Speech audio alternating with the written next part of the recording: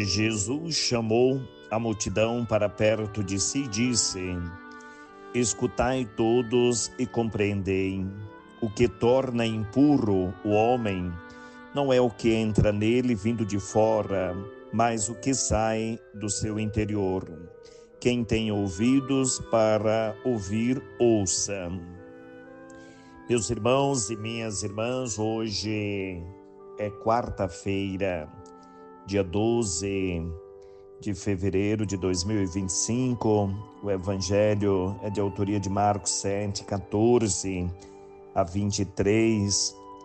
Mais uma vez, Jesus chama a atenção para aquela observância radical, fundamentalista. As coisas puras e impuras era uma atitude, um comportamento predominante nos fariseus, esta regra de vida muito baseada no conceito do puro e do impuro, e eles tinham centenas de normas e regras das coisas como deveriam ser administradas, como deveria tomar banho, sentar à mesa, tomar refeições, e eles impunham sobre os outros estas regras de forma agressiva, de forma, então, radical, e isso causava muito sofrimento, muitos traumas na vida das pessoas. E Jesus diz: olha, tudo que Deus criou é puro, o que Deus criou faz bem ao ser humano. Porém, são as coisas que saem de dentro do ser humano que o torna impuro. E aí, claro, Jesus tem uma lista das coisas que tornam um ser humano impuro.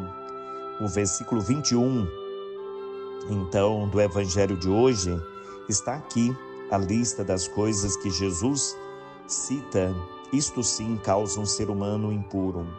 É de dentro do coração do ser humano que saem as más intenções, imoralidades, roubos, assassínios, adultérios, ambições desmedidas, maldades, fraudes, devassidão, inveja, calúnia, orgulho, falta de juízo.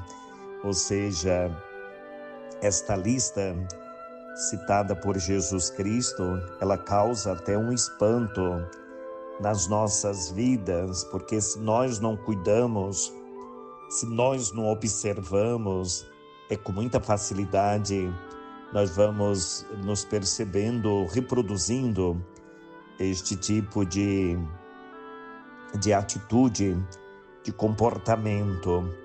Às vezes, observe bem como você se dirige até mesmo aos sacramentos da igreja. Às vezes fazemos de forma tão irresponsável, às vezes nos dirigimos com tão pouco compromisso, até mesmo o sacramento da confissão.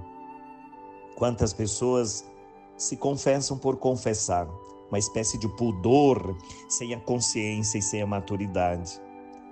Tem gente que, se deixasse, ele se confessaria todos os dias. E se você vai observar, não tem ali o fundamento essencial para o sacramento, que é a tomada de consciência e o arrependimento.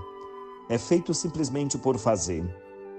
Às vezes, coisas que não são de maior relevância, mas a pessoa leva a presença do sacramento como se fosse a pior coisa do mundo.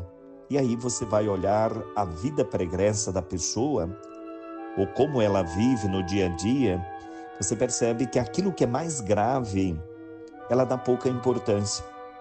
O jeito de viver com os outros, como ela se dirige à consciência diante de Deus, até mesmo os valores sacramentais da própria igreja.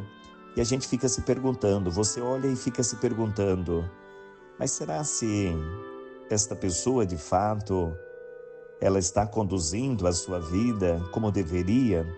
E aí, claro, meus irmãos, aqui não é para causar, assim, constrangimento àqueles que se dirigem, mas para lembrar que Nós precisamos sempre de orientações, de comando do magistério da própria igreja, nossos bispos, nossos líderes religiosos, para conduzir os nossos passos, né? Então não se assuste se em algum momento você se dirigir a um padre, até mesmo para buscar orientação. O padre ali te der uma orientação que você não compreendeu bem, às vezes, o porquê, mas ele sabe, ele está percebendo que muito mais do que acolher aquela sua confissão, você precisa muito mais de uma orientação espiritual, uma formação, uma catequese. Então, não deixe se dominar por esta espécie de pudor, este sentimento, às vezes, de colocar coisas de pouca relevância como se fosse de extrema e descuidar daquilo que é mais urgente, né?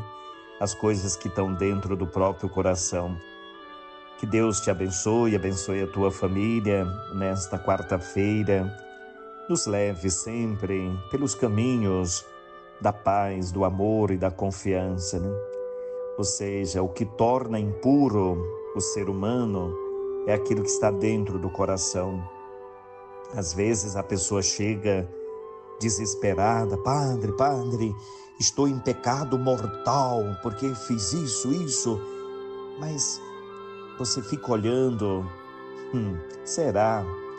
E aí, claro, como padre, você tem que acolher, mas acima de tudo, orientar a pessoa, né? Conduzir a pessoa para que ela, então, não deixe ser dominada por uma espécie de sentimento que não é o mais urgente.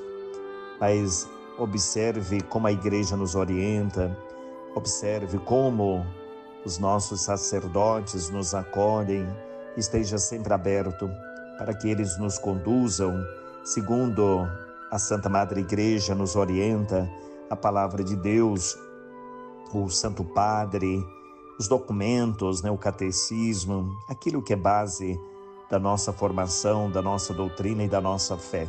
Que desça sobre vós a bênção de Deus Todo-Poderoso, o Pai, o Filho e o Espírito Santo. Amém.